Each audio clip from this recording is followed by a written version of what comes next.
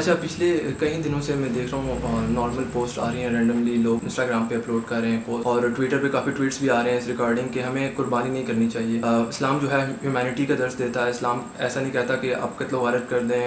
دیا کی کہ بھائی اسلام میں بھی تو جانوروں کے پرتی دیا بھاؤ رکھنے کی بات کری گئی ہے. یہاں تک کہ پیغمبر محمد نے خود جانوروں کے پرتی کتنی باری دیا دکھائی ہے.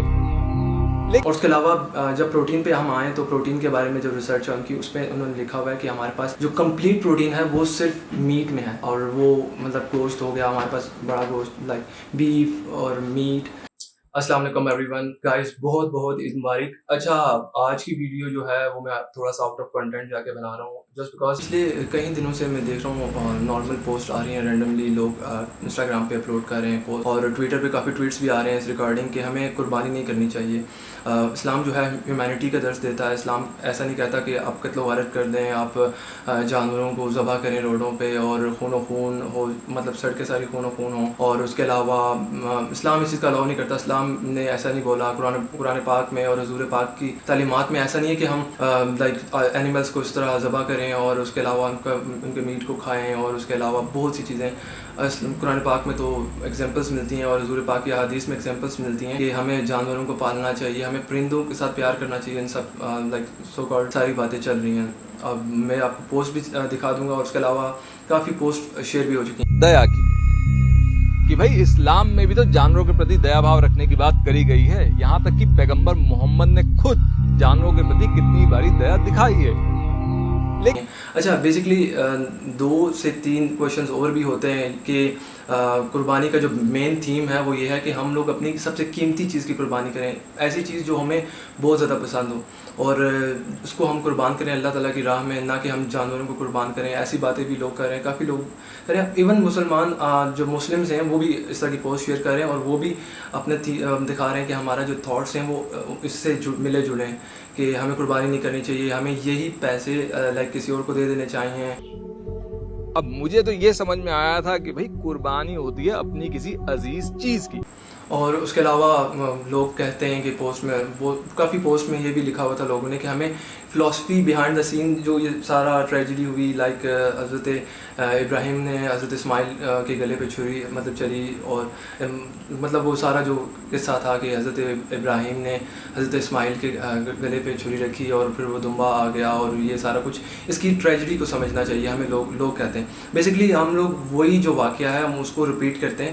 اچھا، بیسکلی حضرت ابراہیم علیہ السلام کا جو دور تھا اس میں بہت سے لوگوں کو زندہ مطلب قتل کر دیا جاتا تھا بلی کے نام پر. بلی آج کل بھی ہوتی ہے، اور نان مسلم میں بہت، نیپال میں بہت زیادہ کیسز ہیں اس کے، انڈیا میں بھی ہوتی ہے.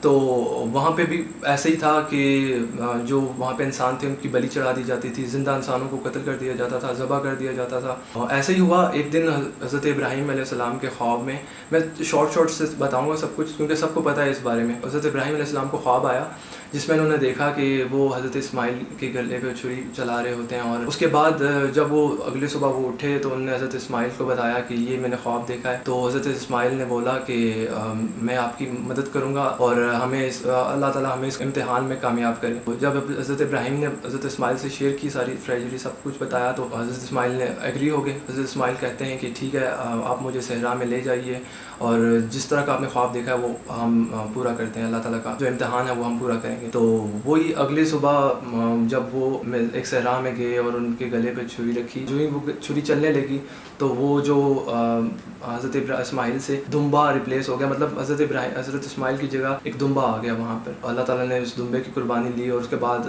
کافی فرامین آئے، مطلب کافی احادیث آئی، اور واقعات میں ملتا ہے کہ حضرت اللہ تعالیٰ نے بولا کہ میں نے آپ کی قربانی قبول کر دی. اب اس ساری جو واقعہ ہوا تھا، اس واقعے کے بیک پہ کیا ہمیں ملتا ہے، لیسن کیا ملتا ہے؟ اللہ تعالیٰ نے یہ بتایا کہ مجھے جو ہیومنز ہیں ان کی قربانی نہیں چاہیے. لائک یہ نان مسلمز میں ابھی بھی چل رہا ہے کہ وہاں پہ لائک انڈیا میں بھی ہے اور نیپال میں بھی اور بہت سے ممالک میں ہے کہ ان کو ابھی تک یہ نہیں پتا کہ وہ مطلب لائک چھوٹے چھوٹے بچے ہیں عورتوں کی قربانی دیتے ہیں. تو اللہ تعالیٰ نے ایک سب سے پہلی مسکنسیپشن جو تھی وہ کلیئر کی کہ مجھے آپ لوگوں की कुर्बानी नहीं चाहिए, मुझे लोगों की कुर्बानी नहीं चाहिए, मुझे ह्यूमंस की कुर्बानी नहीं चाहिए। अगर आप मेरे राह में कुछ कुर्बान करना चाहते हो तो ये दुम्बा है और ये करो, मतलब जो एनिमल्स हैं जो मैंने आपके लिए हलाल किए हैं वो कुर्बान। सबसे पहले तो उसमें ये लेसन मिलता है हमें। और सेकंड, अब क्वेश्चंस पे आए कि हमें अगर नहीं करना चाहिए, ऐसे एनिमल्स को कुर्बान नहीं करना चाहिए, इस्लामिक एस्पेक्ट से देखें तो हमारे पास बहुत सी अहादीस हैं, बहुत से हमारे पास आयात हैं जो इस बारे में उतरी हुई हैं कि हम हलाल जानवर को हम खा सकते भी हैं और उसके अलावा भी। लेकिन अगर एक बंदा जो कहते हैं कि मैं तो कुरान पाक को नहीं मानता, मुझे लॉजिक से समझाओ, और जिसको नहीं समझ आ रही हमारे जो कुरान पाक के वर्ड्स हैं उसकी नहीं समझ आ रही, वो कह रहा है मुझे लॉजिक से समझाओ, उसको फिर हम लॉजिक से आंसर देते। तो अभी रिसेंट जो हमारी रिसर्च हुई हैं, बहुत से रिसर्च हैं, उसमें हमारी हार्वर्ड यूनिवर्सिटी की रिसर्च सबसे ऊपर आती है, मैं सबसे ऊपर प्रेफर करता हूँ। तो उसमें बताया उन्होंने कि हमारे पास जो वेजीज हैं उसमें वाइटामिन्स बहुत ज़्यादा, लेकिन प्रोटीन की बात की जाए तो प्रोटीन बहुत कम मिकदार में होती है। और उसके अलावा जब प्रोटीन पे हम आए तो प्रोटीन के बारे में जो रिसर्च है उनकी, उसमें उन्होंने लिखा हुआ है कि हमारे पास जो कंप्लीट प्रोटीन है वो सिर्फ मीट में है, और वो मतलब गोश्त हो गया, हमारे पास बड़ा गोश्त लाइक बीफ और मीट, उनमें मतलब कंप्लीट प्रोटीन है। हमारे पास जो अमाइनो एसिड हैं वो 23 अमाइनो एसिड्स हैं हमारी बॉडी को जो नीड है, जिसमें से 8 जो हैं वो हम एक्सटर्नल डाइट से लेते हैं, हम जो डाइट खाते हैं उससे हम इनटेक करते हैं वो 8 जो है उनके, और वो जो 8 अमाइनो एसिड्स हैं वो कंप्लीट किस में हैं, मीट में।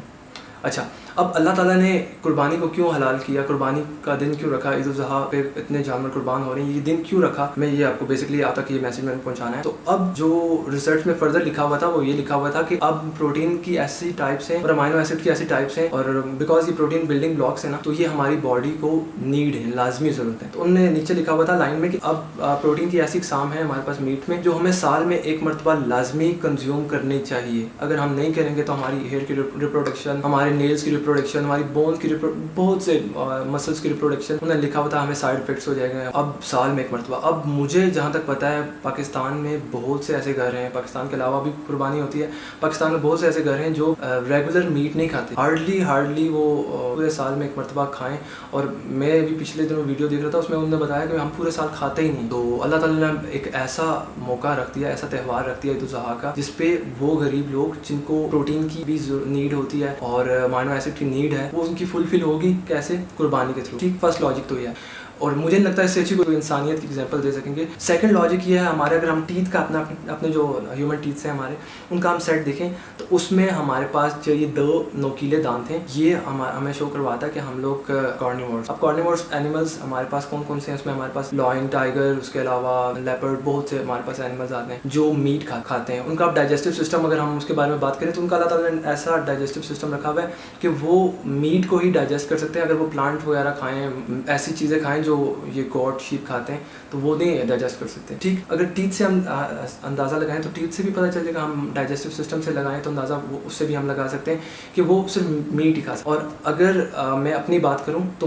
हम भी, इंसान भी जो हैं वो क्या क्या खा सकते हैं, अगर हम टीथ से लगाएं, जस्टिफाई करें तो टीथ से हमारे पास जो 2 नोकीले दांत हैं ये हमें कार्निवोर्स शो करते हैं। और जो ये प्लेन टीथ है, गॉट, शीप और उसके अलावा हमारे पास कैमल, ये हर्बीवर्स के जो टीथ का सेट होता है ये बिल्कुल प्लेन होता है, कभी भी आप चेक कर सकते हैं।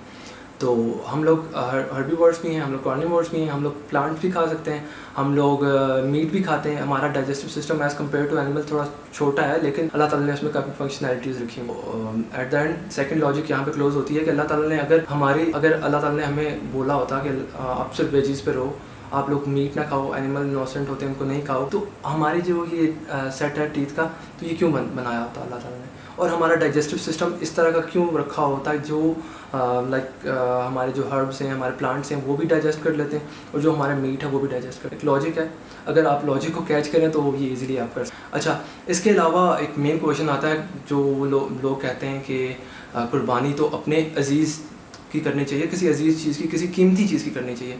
अगर नॉर्मली हम देखें तो अकॉर्डिंग टू मी, और मैंने अपने दोस्तों से पूछा अकॉर्डिंग टू देम, कि जो मेन चीज़ है, जो हमारे जो करीबी चीज़ होती है और जो हमारी कीमती चीज़ है वो ये होती है कि सबसे पहले हमारे आते हैं ब्लड रिलेशन, जिसमें हमारे ब्रदर, सिस्टर, हमारे वालिदैन वगैरह, ये सब आते हैं। ब्लड वो बहुत कीमती चीज़ है। اب اللہ تعالیٰ نے تو اس چیز کو مسکنسیپشن کو کلیئر کر دیا کہ مجھے تمہارے لیکن انسانوں کی قربانی مجھے نہیں چاہیے. سب سے پہلے یہ مسکنسیپشن تو کلیئر ہوگی.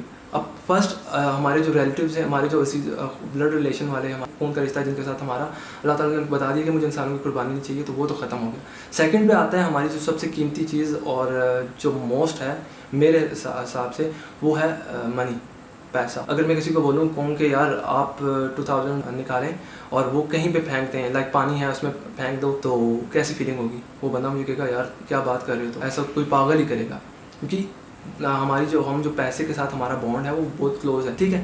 تو اب مجھے نہیں لگتا کہ ہم جو اتنا مہنگا جانور لے رہے ہیں اور اتنے ہمارے جو پیسہ, اتنا قیمتی پیسہ ہے, ہم اس کو لگا رہے ہیں کسی نیکی کی راہ پہ, اور ہم اتنا مہنگا جانور لے رہے ہیں اور اس جانور کو ہم قربان کریں اللہ تعالیٰ کی راہ میں, اس سے زیادہ قیمتی کوئی چیز ہوگی.